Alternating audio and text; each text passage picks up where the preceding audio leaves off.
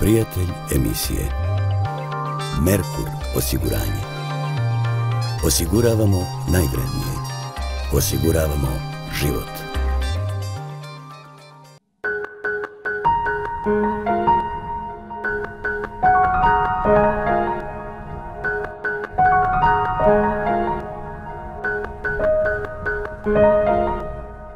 Meni se danas sve više i više čini da je komunistička elita s kraja 50-ih i s početka 60-ih godina željela da napravi jedno zanimljivo, posebno naselje u kome će se mladost neopterećena prošlošću razvijati i naselje u kome će živjeti taj, pod navodnim znacima, intelektualni cvijet novog savremenog društva.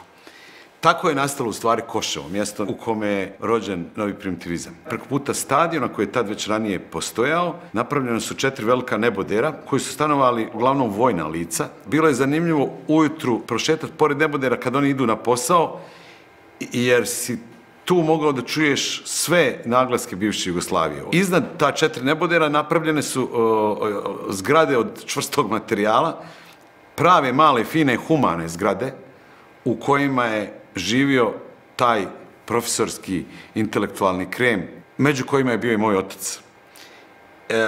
Karakteristika za to naselje je bio strahoviti natalitet. Graja djece je dominantan zvuk mog sjećanja. Ta graja i ta atmosfera zajedničkog odrastanja stvorila je jedan poseban ambijent, jedan fin tim dječaka, tinejdžera koji su dovoljno radoznali da naprave nešto novo. I mi smo jednog dana odlučili da podrum naše zgrade preuredimo i napravimo od njega prostor u kome ćemo svirati, crtati i imati malo pozorište. Prostorija se zvala Zaborav i tu u tom Zaboravu je rođeno jedno 3-4 grupe muzičara, između ostalog i meni najdraža Zabranjeno pušenje.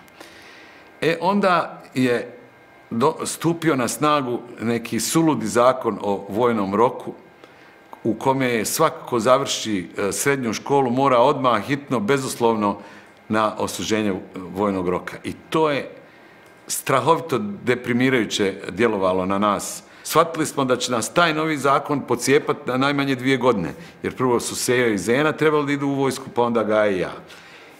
I negdje između tog njihovog dolaska iz vojske i onoga što smo mi kao učenici 4. razreda gimnazije svirali u prvim koncertima zabranjenog pušenja, zahvaljujući naravno rodonačelniku pokreta Elvisu, tad je tu negdje zakopičena ta ideja da bi to što mi radimo trebalo da ima neku vrstu institucionalizacije. Odnosno, ako postoji, na primjer, novi talas, ako postoji novi romantizam, ako postoji novi ovaj, novi onaj, zašto ne bi postojao i novi primitivizam? Prvi put tu sintagmu sam ja pročitao u jednom Elvisovom pismu kojeg mi je poslao dok sam ja bio u vojsci, u kome je on napisao, smislili smo, pokret se zove novi primitivizam. Naša jedna od teza je bila da niko od nas ne smije da završi u enciklopediji, jer kogod je u enciklopediji, on je krivac za raspad planete.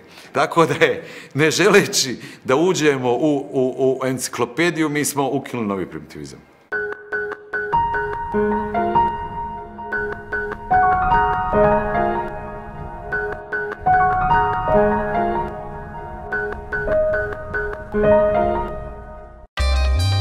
Prijatelj emisije Merkur osiguranje. Osiguravamo najvrednije. Osiguravamo život.